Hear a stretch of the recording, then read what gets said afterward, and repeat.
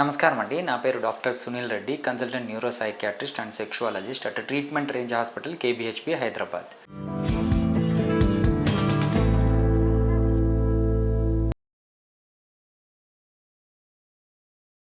So నేను యూజువల్‌గా erectile dysfunction కేసులు, ప్రీమెచ్యూర్ ఎజాక్యులేషన్స్‌ని ట్రీట్ చేస్తూ ఉంటాను. బేసికల్లీ ఈ ప్రీమెచ్యూర్ ఎజాక్యులేషన్‌కి ఈ లో intensity extra corporeal shock wave therapy ఎలా ఉపయోగపడుతుందో చూద్దాం. బేసికల్లీ ప్రీమెచ్యూర్ ఎజాక్యులేషన్ అంటే ఏంటి?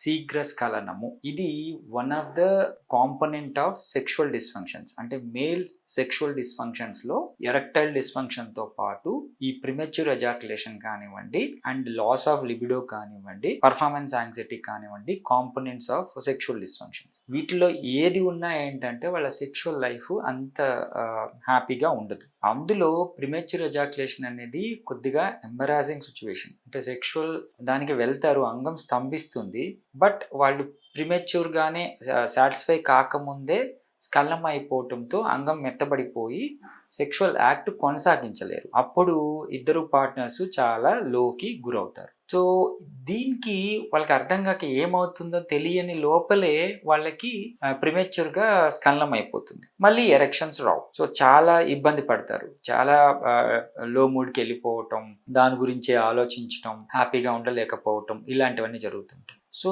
దీన్ని ట్రీట్ చేయటం ఎలా? బేసికలీ ఈ షాక్ వేవ్ థెరపీ ఏం చేస్తుందంటే అంగస్తంభనకి కావాల్సిన బ్లడ్ సప్లైని యాంజియోజెన్సిస్ ద్వారా ఇంప్రూవ్ అవుతుందని మనం వీడియోస్ చూసాం. నేను కూడా ఎక్స్ప్లెయిన్ చేశాను.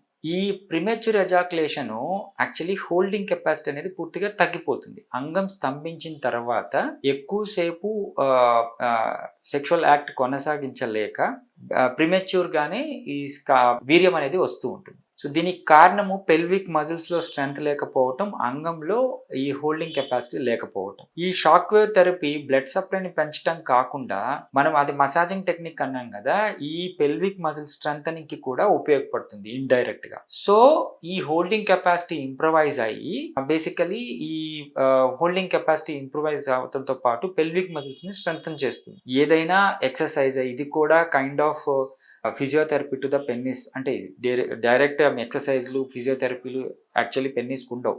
బట్ స్టిల్ మనం మజిల్స్కి స్కెలిటల్ మజిల్స్కి ఎలాగైతే స్ట్రెంగ్త్ వస్తుందో ఎక్సర్సైజ్ చేస్తే, ఇలాంటి kind of sound wave therapy అలాంటి స్మూత్ మజిల్స్కి స్ట్రెంగ్తన్ హోల్డింగ్ కెపాసిటీని ఇంప్రవైజ్ చేసే technique and pelvic muscles strengthen చేసే టెక్నిక్ ఇస్తుంది.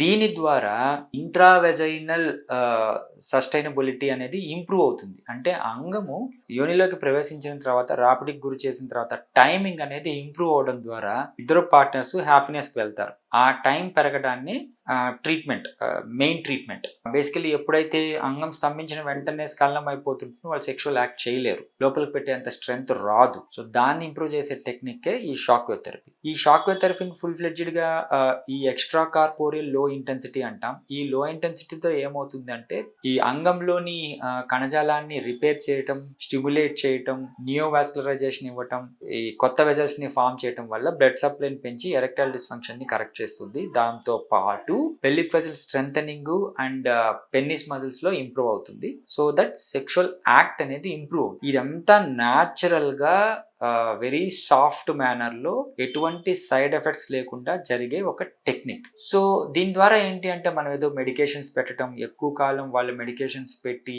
సెక్షువల్ యాక్ట్కి పంపించడం, వయాగ్రాస్ మీద ఆధారపడటం. బేసికలీ వయాగ్రా అనేది ఎరెక్టైల్ డిస్ఫంక్షన్కి మనము ఎగ్జామిన్ చేసి అవసరమైతే పెడతాం, అంతేగాని ప్రిమెచ్యూర్ ఎజాక్యులేషన్కి వయాగ్రాకి ఎటువంటి సంబంధం లేదు. సో జనాలు ఏమనుకుంటారు అంటే ప్రిమెచ్యూర్ ఎజాక్యులేషన్కి వయాగ్రా పనిచేస్తుంది కదా అని అనుకుంటారు. దయచేసి అది వయాగ్రా ఏం చేస్తుంది, అంగంలోని రక్తనాళాలని వ్యాకోచింపజేస్తుంది, అంతేగాని హోల్డింగ్ కెపాసిటీని ఇంప్రవైజ్ చేయదు. సో ఈ మిత్ని తెలుసుకోండి.